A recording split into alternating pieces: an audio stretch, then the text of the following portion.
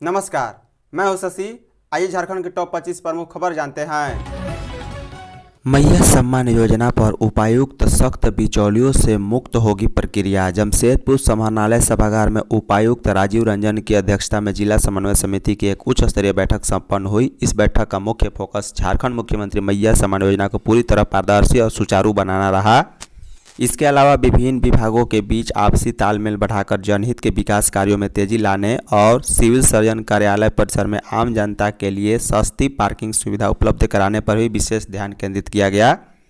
बता दें, मुख्यमंत्री मैया सम्मान योजना के तहत महिलाओं को मिलने वाली वित्तीय सहायता सीधे उनके बैंक खाते में ट्रांसफर की जाती है। इस प्रक्रिया को बिना किसी बाधा के पूरा करने के लिए उपायुक्त ने लाभार्थियों के बैंक खाते की NPCI मैपिंग को प्राथमिकता के आधार पर जल्द से जल्द पूरा करने का सख्त निर्देश दिया है। उन्होंने अग्रणी जिला प्रबंधक LDM को ब्लॉक स्तर पर बैंकों के साथ बेहतर तालमेल बनाने को कहा, ताकि महिलाओं को बैंक या ब्लॉक ऑफिस के अनावश्यक चक्कर न लगाने पड़े। इसके साथ ही सर्वजन पेंशन योजना के लाभार्थियों का 1 सप्ताह के भीतर भौतिक सत्यापन करने का भी निर्देश दिया गया है। श्रावणी मेला में तैनात होंगे 750 सफाई कर्मी। विश्व प्रसिद्ध देवघर का राजकीय श्रावणी मेला इस साल 30 जुलाई 2026 गुरुवार से शुरू होगा। श्रावण मास की अवधि के अनुसार मेला 28 अगस्त 2026 शुक्रवार तक चलेगा। मेला की तैयारियां अभी से ही शुरू हो चुकी है और प्रशासन ने कांवरिया पथ, टेंट सिटी तथा अन्य सुविधाओं की व्यवस्था तेज कर दी है। श्रावणी मेला के दौरान आने वाले शिव भक्तों को गंदगी को लेकर किसी तरह की परेशानी का सामना नहीं करना पड़े। विभागीय स्तर पर साफ सफाई, कचरा उठाव, फॉगिंग, ब्लीचिंग पाउडर का छिड़काव आदि की बेहतर सुविधा मुहैया कराने की दिशा में कार्ययोजना तैयारी की जा रही है। इस व्यवस्था को सुचारू रूप से क्रियान्वयन के लिए एजेंसी का चयन भी कर लिया गया। चयनित एजेंसी को मेला अवधि के दौरान साफ सफाई, कचरा उठाव सहित अन्य चीज़ों को लेकर किसी तरह की कोताही बरतने का निर्देश भी दिया जा चुका है।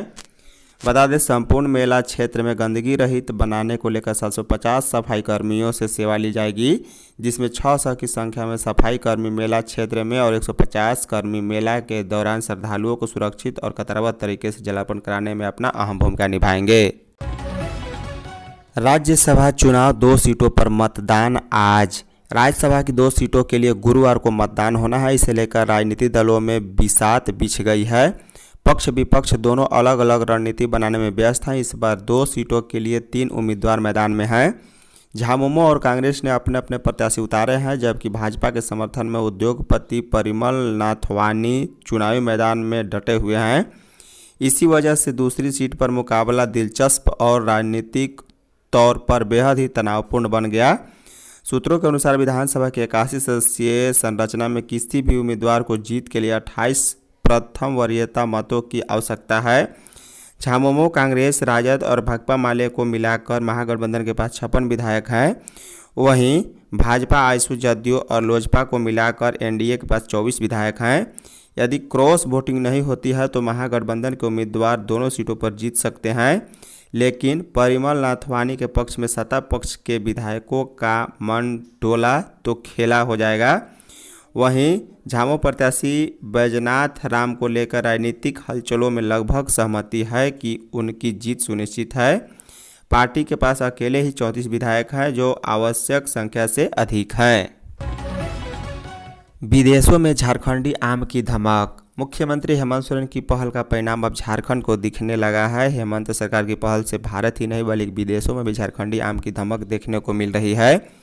झारखंड की विदेशों में इस तरह ब्रांडिंग की गई है कि अब तक 60 लाख रुपए से अधिक के आम बेच दिए गए।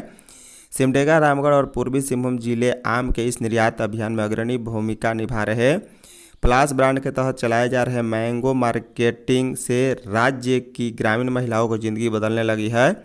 अधिकारी बताते हैं कि सखी मंडल की महिलाओं की मेहनत और इस सीजन में अब तक 2.24 लाख किलोग्राम से अधिक आम बेचे जा चुके हैं। इससे 60.51 लाख रुपए से अधिक का कारोबार हुआ। सरकार का दावा है कि इस पहल ने ग्रामीण महिलाओं को आर्थिक रूप से सशक्त बनाने के साथ साथ झारखंड के आम को राष्ट्रीय और अंतर्राष्ट्रीय बाजार में नई पहचान दिलाई है। 27 जून को चुनाव आयोग का राज्य स्तरीय डिजिटल क्रिएटर्स मीट 2026 मतदाता जागरूकता एवं लोकतांत्रिक सहभागिता को सुदृढ़ बनाने के उद्देश्य से मुख्य निर्वाचन पदाधिकारी कार्यालय की ओर से 27 जून को राज्य स्तरीय डिजिटल क्रिएटर्स मीट 2026 का आयोजन किया जा रहा। इस कार्यक्रम की theme digital voices for an informed democracy निर्धारित की गई। बताते चले कि मुख्य निर्वाचन पदाधिकारी कार्यालय का डिजिटल क्रिएटर मीट 2026 कार्यक्रम एक विशेष पहल है, जिसके जरिए झारखंड के ऐसे digital creator, social media influencer और ब्लॉगर, वीडियो ब्लॉगर एवं स्टोरी टेलर्स को एक साझा मंच प्रदान किया जाएगा, जो डिजिटल माध्यमों के जरिए समाज में सकारात्मक बदलाव और जन जागरूकता के लिए कार्य कर रहे हैं। इस कार्यक्रम का मुख्य उद्देश्य मतदाता सूची के विशेष गहन पुनरीक्षण कार्यक्रम सहित निर्वाचन संबंधी प्रामाणिक एवं सत्यापित जानकारी के प्रसार, भ्रामक सूचनाओं के निराकरण तथा जागरूक एवं जिम्मेदार डिजिटल संवाद को बढ़ावा देना है। झारखंड में एटीएस अब सीआईडी के अधीन करेगी काम। झारखंड में एटीएस अब झारखंड सीआईडी के अधीन काम करेगी। झारखंड के डीजीपी तथा मिश्रा ने इस संबंध में आदेश जारी कर दिया है। पूर्व में एटीएस को लेकर जारी किए गए सभी निर्देशों को विलोपित कर दिया गया। डीजीपी के आदेश में बताया गया है कि झारखंड में आतंकवाद पर प्रभावी नियंत्रण के लिए आतंकवाद विरोधी दस्ता का गठन 2015 में किया गया था। गृह, कारा एवं आपदा प्रबंधन विभाग की अधिसूचना के तहत आतंकवाद निरोधी दस्ते के राज्य स्तरीय थाने को भी अधिसूचित किया गया है।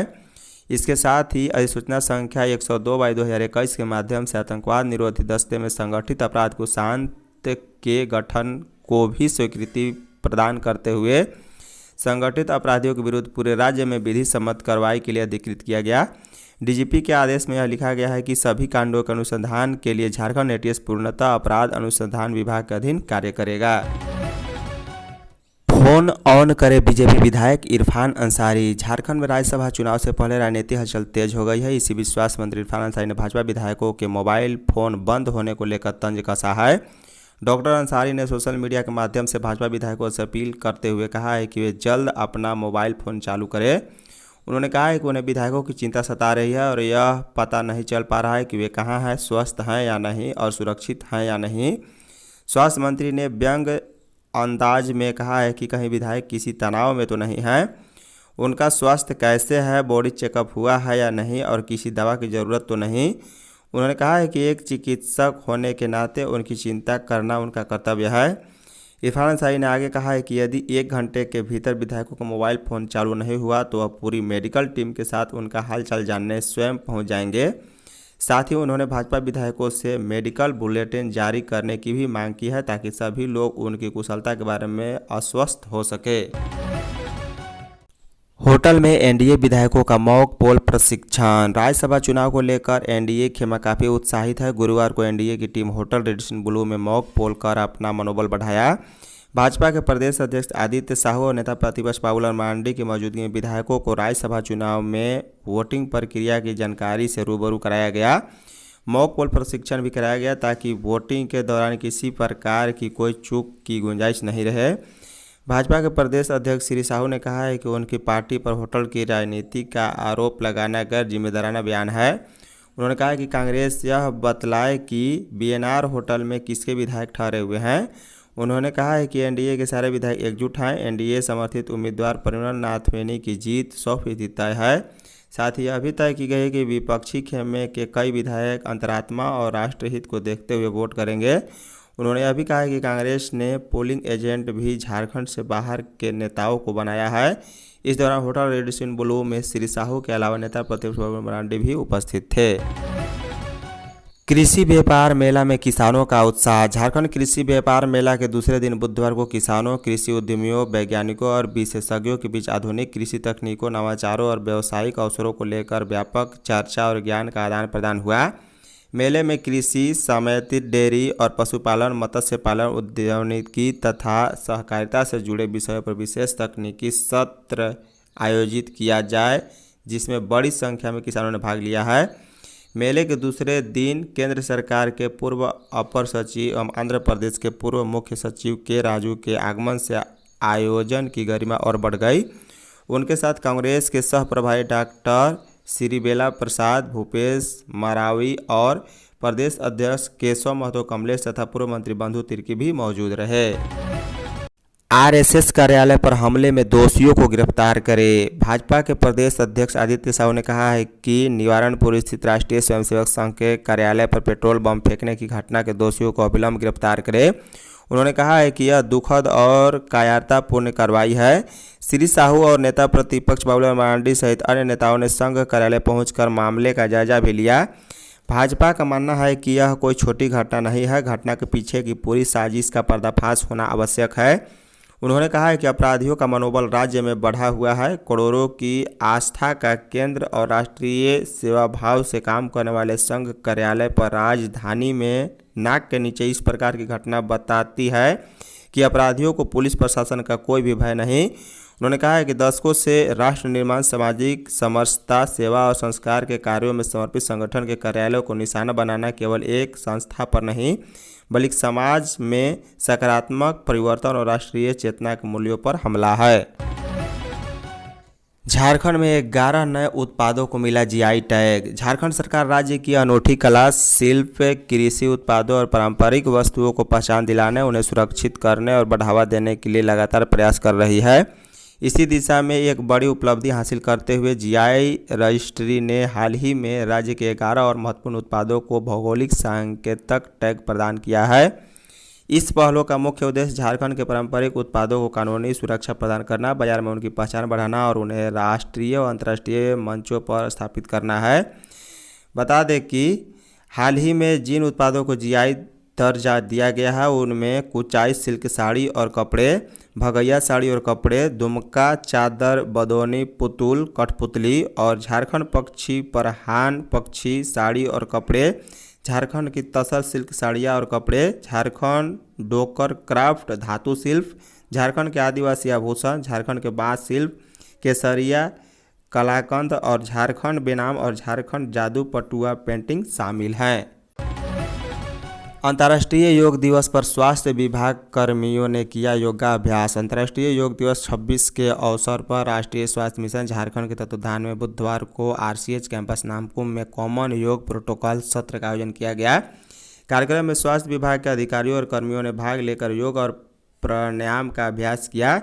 इस अवसर पर बतौर मुख्य अतिथि उपनिदेशक डॉक्टर कृष्ण कुमार ने कहा कि योग शारीरिक, मानसिक और भावनात्मक स्वास्थ्य को मजबूत बनाने का प्रभावी माध्यम है। धन्यवाद।